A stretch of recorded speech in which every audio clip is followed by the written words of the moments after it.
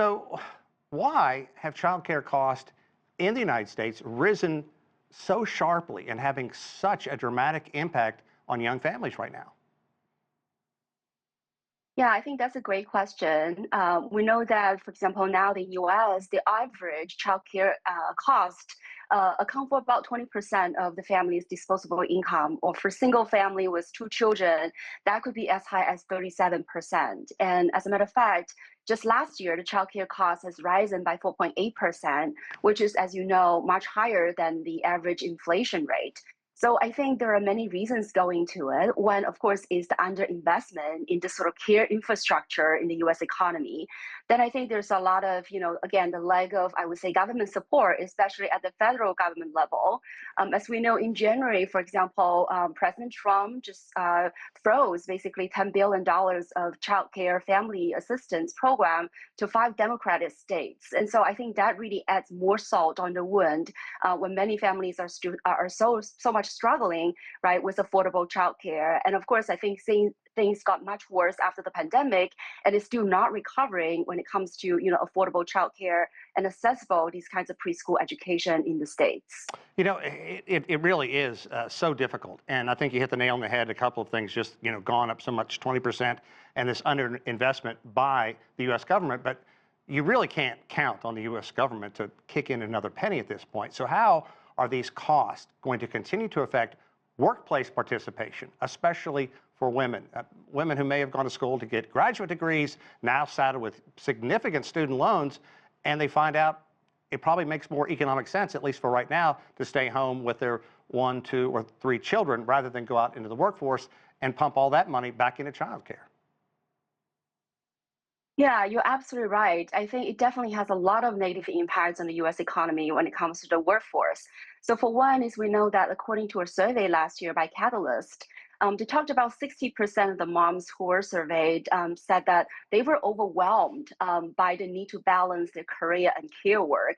And as a matter of fact, last year between January and August, there were 455,000 women left the workforce, and over 40% of them cited the lack of care, the need to go back home and take care of children as the top reason for why they have to leave the workforce.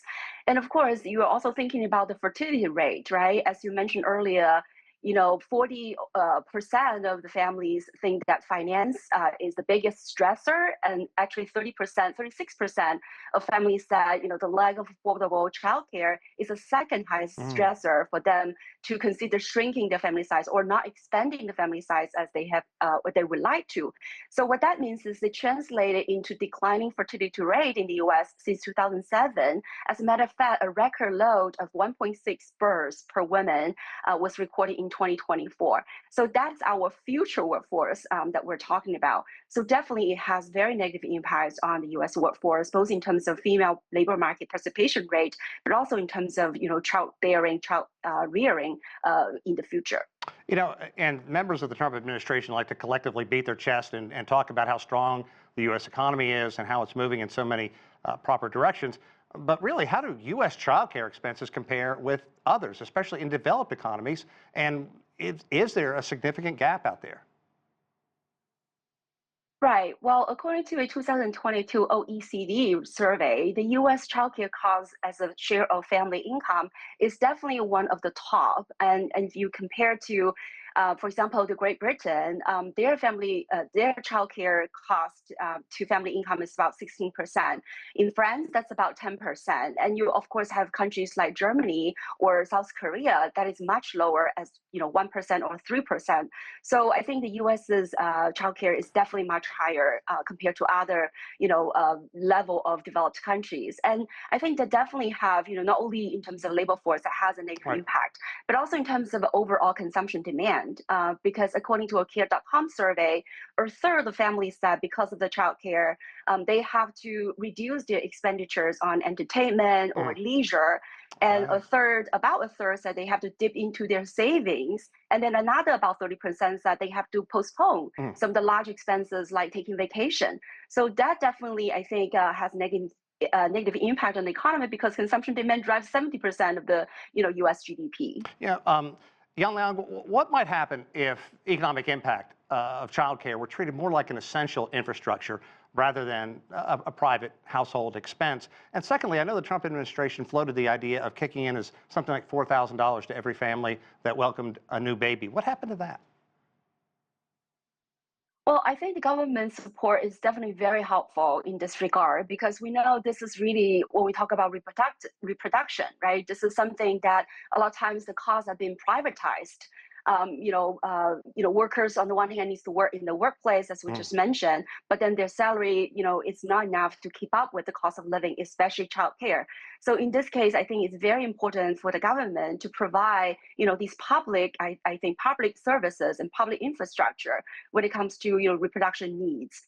And I think $4,000 for new babies is definitely one, I think, step towards the right direction. But again, I think the Trump administration is also doing a lot of, so one step forward, two step back Yeah. kind of measures, right? When it comes to limiting the freedom of productive rights, childcare, and also childcare support, as I just mentioned, in terms of Sure. the freezing of the federal funding and so on and so forth.